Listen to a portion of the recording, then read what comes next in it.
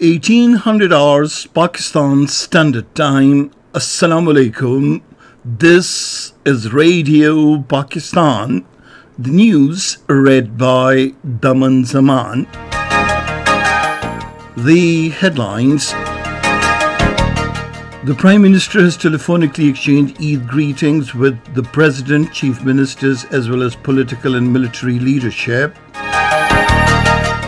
The spokesman of the Khyber Pakhtunkhwa government says it is taking practical measures to ensure effective coordination amongst all the relevant departments to facilitate tourists during the Eid holidays.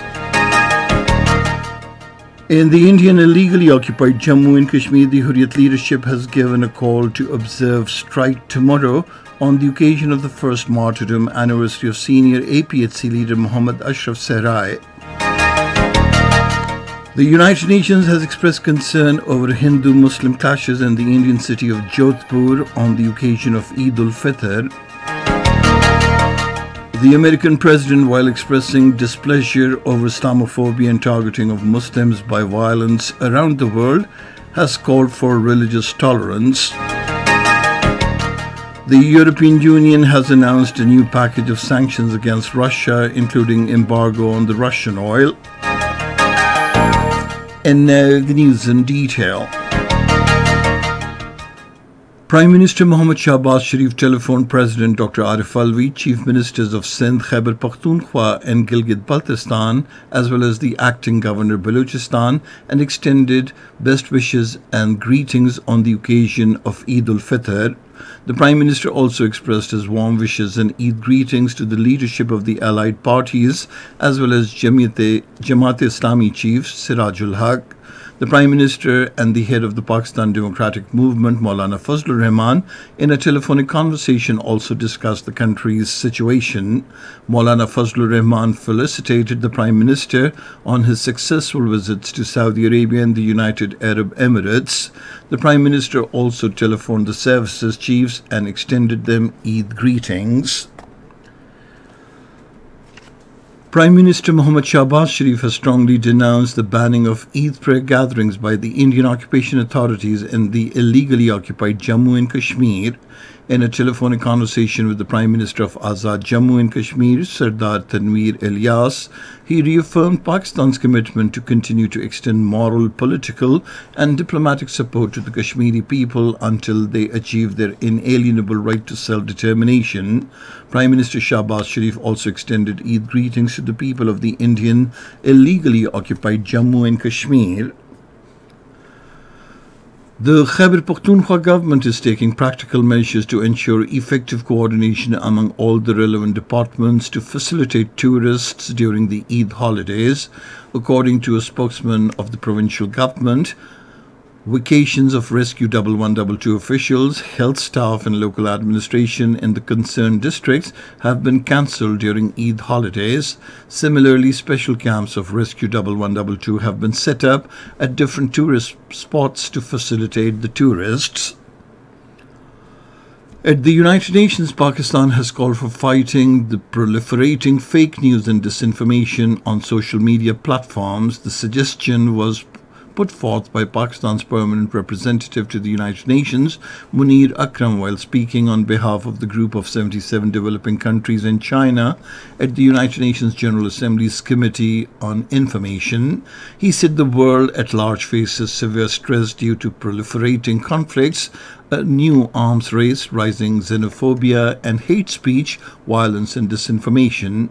The Pakistan envoy said the growing trend of fake news and disinformation on online platforms demands the United Nations Department of Global Communications to intensify its support for efforts across the United Nations system to fight disinformation. He said at the same time it must help in disseminating factual, clear, accessible, multilingual and science-based information. Ambassador Munir Akram also stressed the need to pay greater attention to the promotion of sustained economic growth and sustainable development in coronavirus and conflict-hit countries. He said following the challenges of the last 2 years, many countries now face the serious threat of food, energy and supply chain disruption. This is Radio Pakistan. In the Indian illegally occupied Jammu and Kashmir, posters have appeared to pay rich tributes to the martyred senior APHC leader Mohammad Ashraf Serai on his first martyrdom anniversary, which will be observed tomorrow. The posters displayed by different Hurriyat organizations have given a call for a strike in the Kashmir Valley and other parts of the territory tomorrow to express solidarity with all the families of the Kashmiri martyrs. Senior APHC leader and Tehreek-e-Hurriyat Jammu and Kashmir chairman Mohammad Ashraf Serai, who challenged India's illegal hold over the Indian illegally occupied Jammu and Kashmir for decades, died in Indian captivity on 5th of May 2021. The Modi regime is directly responsible for his custodial death, as he was not provided with any treatment in Udhampur jail, despite suffering from multiple ailments. Mohammad Ashraf Serai's son, Junaid Serai, also attained martyrdom while fighting the Indian occupation in May 2020. Meanwhile, APHC General Secretary Maulvi Bashir Ahmed Irfani, in a statement issued in Srinagar, said Kashmiris will continue to see martyrs Mohammad Ashraf Serai as an icon of resistance against the Indian occupation. On the other hand, the Indian troops continued harassment of Kashmiris, including women and children, on the second day of Eid during unrelenting cordon and search operations in the Kashmir Valley and Jammu region. Kashmiri diaspora leaders, including Dr. Ghulam Nabi Fai and Ghulam Muhammad Mir, addressing an Eid Milan party in Washington, said the people of Jammu and Kashmir want peace, but peace with dignity and honor, and aspire to chart their destiny by themselves. The United Nations has expressed disquiet over the Hindu-Muslim clashes in the Indian city of Jodhpur on the occasion of Eid al-Fitr. Responding to a question during regular briefing in New York, the deputy spokesperson for the United Nations Secretary General Farhan Aziz Haq said the Indian government and the security forces should ensure that everyone go about their activities, including their celebratory activities.